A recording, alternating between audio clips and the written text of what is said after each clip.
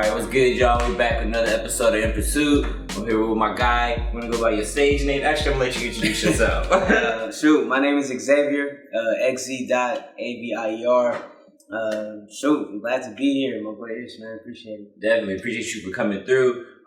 Just so everybody can find you too, what's your social media name? So Instagram, same thing, Xz.Avier.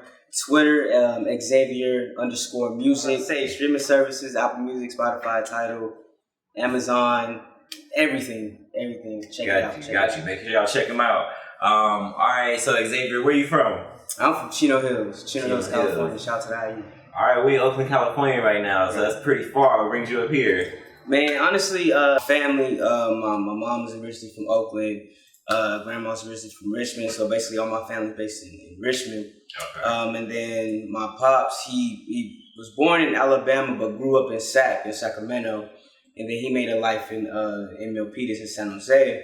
So basically, like me growing up in Chino Hills, I was kind of the outcast from the entire family because everybody was up here, you know. So like I kind of, you know, me being down there, wanting to get away from home, and then about to go to school, I was like, I'm gonna go to San Jose State. So I went to San Jose State, made my way up to the Bay, and I made a life out here. You know what I mean? And plus having family out here, you know, so I kind of just wanted to continue that life in a sense, you know what I mean? And just like, and plus I love the Bay. I love the Bay. I know it's always the LA versus Bay type of thing, but like I'm 50-50, you know, I got love for both, you know, in each ways, or it's different ways. Nah, definitely. Do you feel like the experiences you had in Chino Hills helped you become who you are? And like, how would you compare the experiences you had in Chino Hills versus the one you had out here? I mean, Chino Hills, it was sheltered than a motherfucker, man. Mm-hmm. Like, it's Chino Hills, so it's a suburb, you know, in San Bernardino County. So not really much going on out there, honestly. So I was really sheltered from a lot of things, you know what I mean? I went to a private school, went to all, like, just my surroundings was different. Coming out here was it was an awakening that needed to happen, honestly. So I would say that's the biggest difference. Like I came to the Bay and I just got enlightened to a whole bunch of shit. You could say the game, but like just life, period. You know what I mean? Like it really woke me up. It changed the way I move. It changed the way I think. You know, it changed the way I interact with people. All of that. You know. And how old were you when you moved down here? Up here? I was 17. How long you been up here now? About 8 or 9 years. Ooh, that's a minute. Time be flying. It do, bro. it fly by like crazy. Do you feel like you've adjusted to the culture out here? Oh hell yeah, and that's the thing too, and that's why I love the Bay too, because I was out here all the time.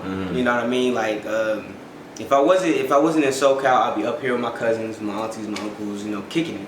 You know, whether it be Oakland, whether it be Richmond, whether it be in Sacramento, I'll be up here a lot. You know, so it didn't take much for me to adjust at all. You know, I already knew about the lifestyle out here. Matter of fact, there was a point where I wanted to live up here in Chino Hills. Just to be with my family, be with the culture up here. You know what I mean? So. And that's dope. Starting to get into music a little bit. What even got you into, I don't know, the art of music? Man, it's been there since I was born. Honestly, it's been there since I was born. Do you come from like a singing or a musical family, or are you like the soul one?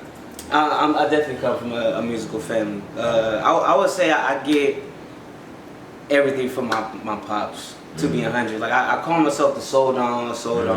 The true soul don is my dad, my pops. Honestly, I get everything from him, and it's crazy because like people, I would always watch people go to him, you know, to keep up with music and like what's the best songs and things like that. So like I get everything from him to be 100%. And singing too. My pops can hold a note for real. My pops shout out Pops. Surprisingly, my dad could too. My dad, all the slappers. Like my roommate Tate, who was younger, my dad used to always be just walking around the mosque singing, have every old school song you could think of. 102.9 was the only station to listen to. I feel it. Where you at?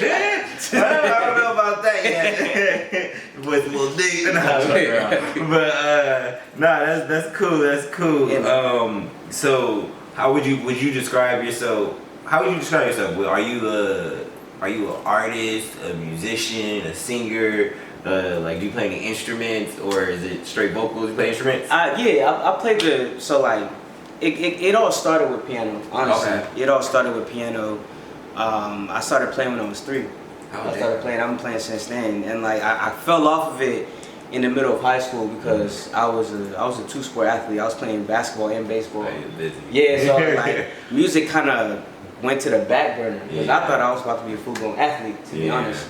And that dream deferred. You know what I mean? So I became a freshman at San Jose State, and first thing I see when I walk in the dorms is a piano, and I'm like, oh shit.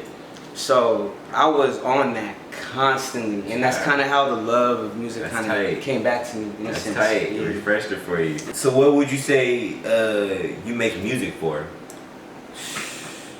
For the art, man. Like I'm an artist. Yeah, nah. I'm an artist. I consider myself an artist. Like I sing, I rap, I can produce, I can play instruments. You know what I mean? I can write. I feel like I can do it all.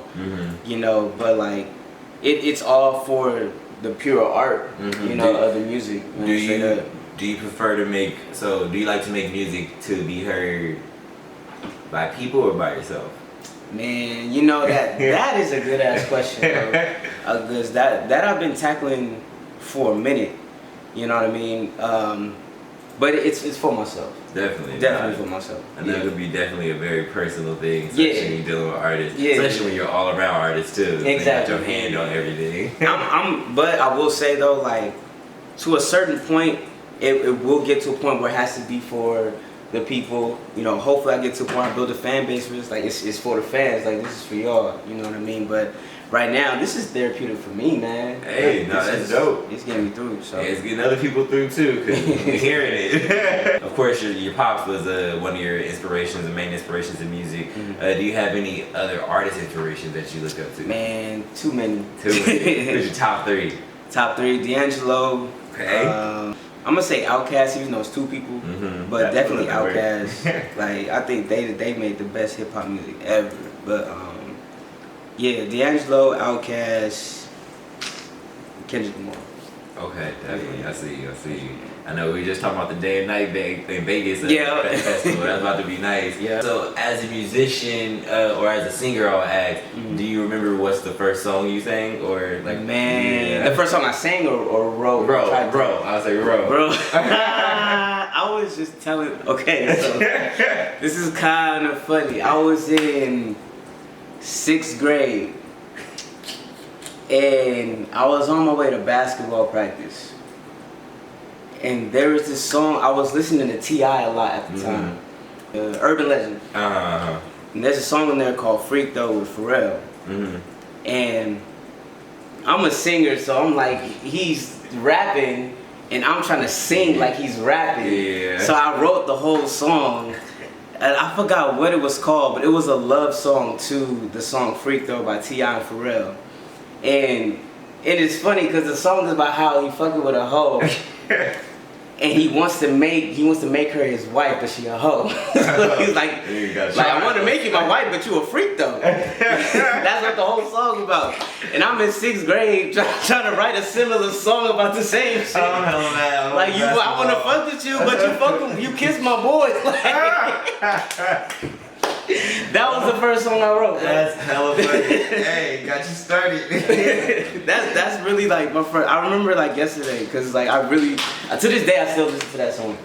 I really like that song, and I always think about that red notebook I had because I still wrote songs after that. Oh yeah. And I remember to this day it's a little red notebook that I used to just carry around me. That's dope. 6th grade, bro. That's how it started. That's hella funny. Yeah. It's actually hella funny because like I said, my dad used to always listen to 102.9 growing up, and like one of his main reasons, outside of just being like a real R&B head and being in the nation and like not wanting too much ratchetness around the music, they wouldn't like to let us listen to hip hop sometimes because they would say because of the lyrics and whatnot. But then like as I get older and you listen to some of these R&B songs, you be like, oh, they be talking this shit out here too. Like, they just as bad. Literally, sometimes worse. Yeah, bro. Oh, smooth with it. They smooth with it, but then they get in the details like, oh, nigga, they. Literally. In your progression as an artist, have you ever done like covers for any songs? Man, so that's another way of how I started too. And in San Jose State, that was kind of like my thing. Like me and my boy Cam, he would play the guitar, and we would just be going around doing covers of songs all the time, just like sitting on campus. And we would just be out there. He would play a song that he knows, and I would just sing with him. So like, we would do Donnell Jones all the fucking time. Where I Wanna Be, That's lit. Shawty Wanna Ride With Me. That's lit. Did a Drake song. What was it popular? I think we did Hold On, We're Going Home. It was a popular song at the time. Okay, now we got a couple of your covers out the way. Right. A couple of your first songs you've done. Let's get into what you got now. I was just going through your Apple Music page, and I see you got 1 EP on there and about 4 singles. Yep. But you got unreleased and ain't showed us yet. I know you got some stuff. And I'm not gonna lie, bro. Like, I'm sitting on some shit, man. We need some more. I'm sitting on some shit. But like, it feels good though. Like I feel like okay, so I made the firm decision in 2016 when I walked across that stage at San Jose State, man. I made that decision. I was like, all right, here we go. Hey. You know what I mean? So at that time I had nothing. You know what I mean? Like I had songs written, but it's like I quickly learned that don't mean shit. You gotta actualize that. Exactly. Yeah. So to actually like I feel like I worked all this time to be in the position I'm in right now. Like I have my sound, I have songs that's just literally waiting to get like it's literally quality control. It's just like QC. adding or taking out things that could make it better. Excuse me. So yeah, man, like I got another single coming out. Excited. And it's weird. The song that I'm putting out is like an intro to the next project I'm putting out. But like, or let me rephrase that. So my EP that I'm putting out right now, that's just the lead single. And with the vibe that I have with That's It, that's gonna be primarily the vibe of the entire EP. Kind of a vulnerable type of take where I'm kind of putting myself out there, but also putting like my demons out there. And that was my like therapy for me, like trying to tackle music, you know. But like, of course, like I call it chapter 2. Like chapter 1 was BATR, breaking all the rules. That's like the present. Chapter 2 is the past. Okay. Chapter 3 will be the future. Okay. I see. And chapter 3, we'll have more of a. It'll be more songy, more love toned, but it's gonna be more of an advanced sound. Okay. And a lot more live instrumentation. Okay. It's gonna be real funky, but like the next single is gonna be like the intro to that. Yeah. Okay. It sounds like you really got it planned out. Yeah. You really got a Trust mission me. with Like this. it's been years in the making, bro. Hey, that's dope. That's dope. I know. I seen So It's Your Single. That's It. Banger for sure. I saw you got an article and Vibe come out, or you're featured in a playlist or something. That's pretty dope. I'm like making moves. I know those not even little steps, those steps that you're making, they all hit. Yeah, bro. You've been working on this since 2016. Yeah, man. Differently. That shit. that was so surprising to get, bro. I was not expecting that, but blessing. I feel so blessed. When you're putting out a song, are you like nervous? Are you hesitant, or at that point you're ready? You know. It depends. It depends. But That's It. I was more so ready. Okay. I used to be nervous. I used to be nervous, like I hope people like it. Now I'm at a point where I'm so comfortable with what I got, where it's just like, let me just get it out there because I know somebody's gonna like it. Like who cares? You know what you're capable of. Right. It's like the quality control that you're putting out. Exactly. In the time that not only me, but like shout out to a lot of the homies, part of the team that I got, because like ain't no way I could have done that video, ain't no way I could have done a lot of the stuff, a lot of the content that I had. I couldn't have done none of that without a lot of the homies that really, really like put in and helped me out and still help me out to this day. So like it's definitely necessary. Team effort for sure. That community, that team behind you, necessary to keep you going.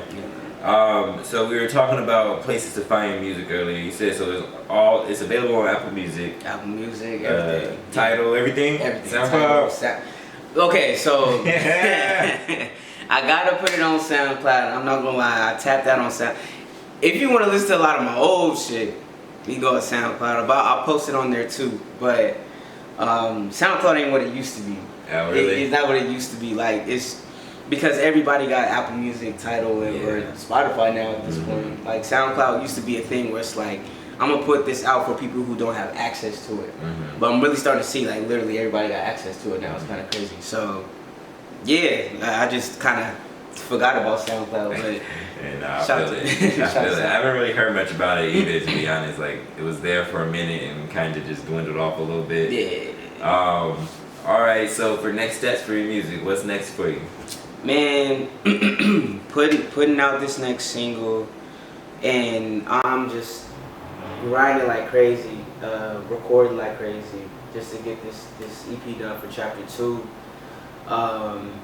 And man, honestly, once the music is done, really tap in business-wise, and really start building a brand, because I've spent 5 years trying to, build the sound, build the music. Now that I got that, it's like, all right, I'm tired of being broke now. Hey, you know what I mean? Like, monetize it. You feel me? Like, I've put in all the work. I feel like I've paid my dues to a certain extent. You know what I mean? I still got more dues to pay, but like, I think it's about that time. One of my friends, his girlfriend actually like got booming on TikTok, but he tells me TikTok is a great place for like organic views. Like, he says it might be hard to get the hang of it initially, but like once you get the hang of it, like that shit hit. I've been thinking about it. I'm not the biggest social media camera person. Me either. I'm working on some other projects on the side, but I'm figuring out ways to like do TikTok without putting my face in it. So, that's smart. That's smart. Cause I don't like. Yeah, that's not. I don't like doing different things. Or like I don't know, getting a friend, to do a challenge on your song, or stand on one side of it and then repost it on your page. Like, just simple little things like that, and just generate views. Because it's from the way I understand it, TikTok, it's crazy. My homie put it the way he put it for me. It was just like, if you think about plinking on YouTube a few years back, people taking these videos and just laying down and just resharing them. That's all TikTok did. We just put it in a smaller format and make it easier for you to reshare it, and then to reshare with the same content that's included. So whether it's the audio or the background, and like it saves that data and transfers it to your video. So like you're automatically in that algorithm, so you're gonna get views and whatnot. Okay. It's weird, but it works crazy. Okay, but something interesting. All right.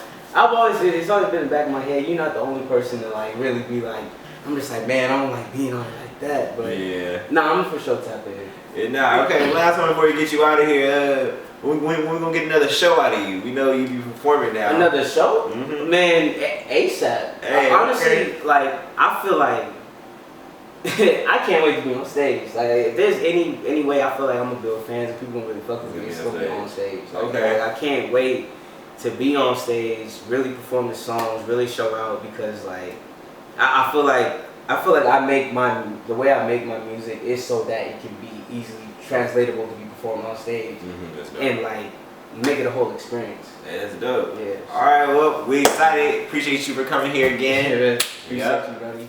Yes, sir. We tapped out.